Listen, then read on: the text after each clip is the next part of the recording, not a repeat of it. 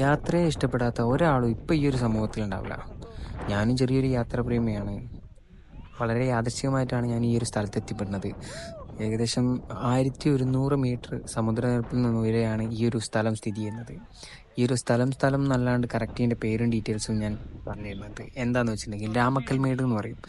അതായത് നമ്മളെ കേരള തമിഴ്നാട് ബോർഡർ ഇടുക്കി ജില്ലയിൽ സ്ഥിതി ചെയ്യുന്ന ഒരു പ്ലേസ് ആണിത്. പണ്ട് രാമൻ സീതയെ രക്ഷിക്കാൻ വേണ്ടിയിട്ട് ലങ്കയിലേക്ക് പോയപ്പോൾ ലാൻഡ് ചെയ്തൊരു സ്ഥലമാണെന്ന് പറയപ്പെടുന്നത്. ജസ്റ്റ് അതിൻ്റെ മുകളിൽ. പിന്നെ ഈ ഒരു സ്ഥലത്തിന് വേറൊരു പ്രത്യേകതയും കൂടിയുണ്ട്. ഇന്ത്യയിൽ തന്നെ ഏറ്റവും കൂടുതൽ കാറ്റ് വീശുന്ന സ്ഥലങ്ങളിൽ ഒന്നാണിത്. ഏകദേശം ഏറ്റവും കുറഞ്ഞത് 32.5 കിലോമീറ്റർ വേഗതയിലും ഏറ്റവും കൂടിയത് പറഞ്ഞാൽ 100 കിലോമീറ്റർ വേഗതയിലുമാണ്. ഞങ്ങളവിടെ എത്തിയ സമയത്ത് ചെറിയൊരു ചാറ്റലും അത്യാവശ്യം നല്ല രീതിയിലൊരു കാറ്റുണ്ട്. കാറ്റിൻ്റെ അളവ് നോക്കാനുള്ള മെഷീനൊന്നും എൻ്റെ കയ്യില്ലാത്തത് കൊണ്ട് എത്ര വേഗത വന്നതെന്നൊന്നും പറയരുത്. നീ അതിൻ്റെ മുകളിൽ ട്രോളാനും നിൽക്കരുത്. അപ്പം എന്തായാലും എനിക്ക് അവിടെ സ്റ്റേബിളായി നിൽക്കാൻ പറ്റിയില്ല. ഒരുപാട് ആൾക്കാർ നിൽക്കുന്നുണ്ട്, പക്ഷേ എൻ്റെ കപ്പാസിറ്റിക്ക് അനുസരിച്ച് എനിക്ക് നിൽക്കാൻ കഴിയില്ല. അതിനോട് ഞാൻ അവിടെ ഇരുന്ന് പോയി.